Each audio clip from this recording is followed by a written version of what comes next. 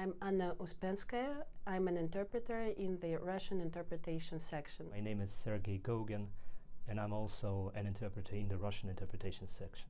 My name is Ghyslaine De Souza. I am a senior reviser at the French translation service.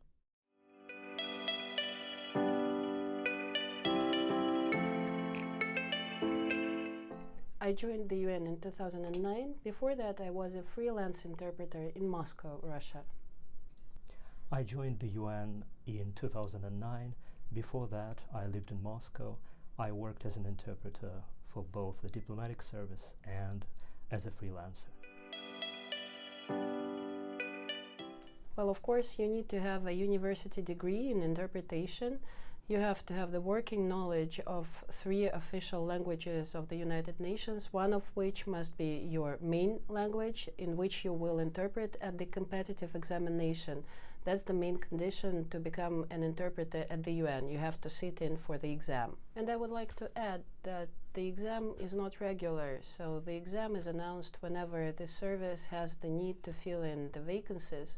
So to keep posted, you can sign up for Inspira notifications. This is the way to know whenever the exam is held.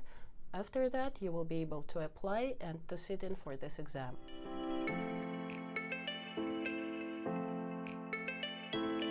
First of all, I would recommend to focus on 2 or more UN official languages. Usually people think that English is quite enough. That's not the case of the United Nations. For instance, to work for the Russian section, people have to have a knowledge of French or Spanish, and that's extremely important. The other thing I would recommend is to follow the news and to really know what's going on around the world.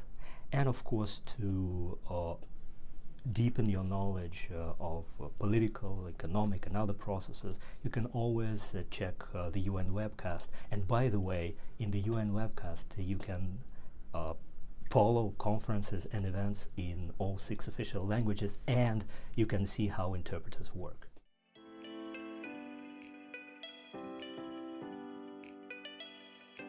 I have always known that I want to be a UN interpreter. So when I just started being a freelancer, when I just started working, I was open to all kinds of job offers and possibilities. Written assignments, consecutive, conference interpretation, and I regard now all of those as little steps on the long ladder that you have to climb up to reach the summit and to become a UN interpreter. Well, here you can see our workplace. This is the interpreter's booth in the hall that you have probably seen many times on your TV screens. This is the General Assembly Hall. We come here especially during the General Assembly session. Speaking about the life of an interpreter, it can get quite busy, hectic, and stressful, especially during the high-level week of the General Assembly, when this room fills up with presidents, heads of states and governments, many delegations. The hours are unpredictable, and the stress and excitement is there too. But other times we have from 1 to 2 meetings per day that last for about 3 hours. We also get to go on missions to very different places, from Samoa to Argentina, passing by Europe, and any other place you can imagine. Ironically, I would say, I find the most rewarding when people do not even think that things are interpreted. They perceive it as if delegates speak in their own languages, like in one language. For instance, imagine a bilateral meeting with the Secretary General when they talk to each other and they completely forget about interpretation. And then out of the blue, this high-level person, a president or a prime minister, starts using your words, the words of an interpreter. That's for me the most rewarding about my job. The most rewarding part of this job for me personally is that I get to do what I love every day.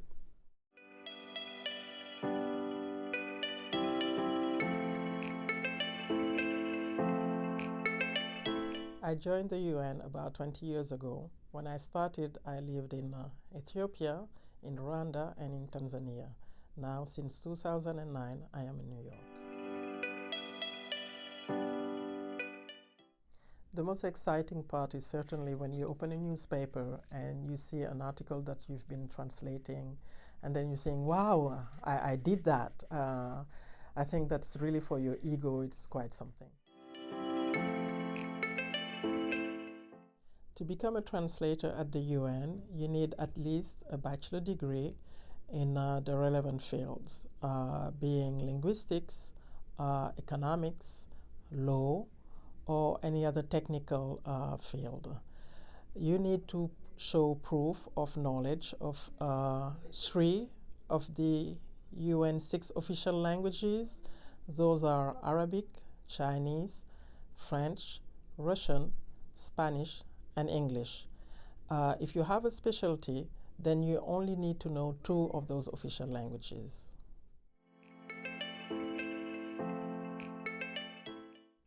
To prepare for the exam, I would recommend translators to read international newspapers to keep abreast of international developments, and also to hone their translation skills. Mainly, you have to be curious.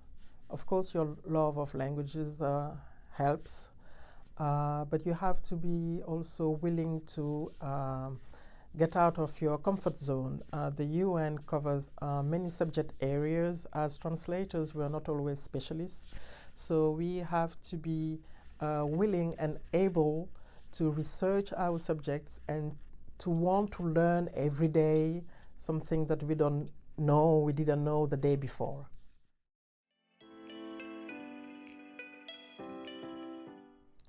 The advice that I would give young professionals is to apply. The wrong impression is that you have to know people at the UN or be connected. I'm saying apply several times, and if you've been rejected, apply again, and that's the only way that you could enter the UN. If work for the UN is your dream, never give up. Go for it. Try to apply, if not for the first time. There will always be a second, a third time, so keep doing it. And my second advice is just keep studying, learn something, do a master's degree. That's very important. From my personal experience, I know how important it is to do what they call at the UN a lifelong learning. So keep learning, keep studying, and never give up on your dream. And I would only like to add to that you have to be sure that you love what you do.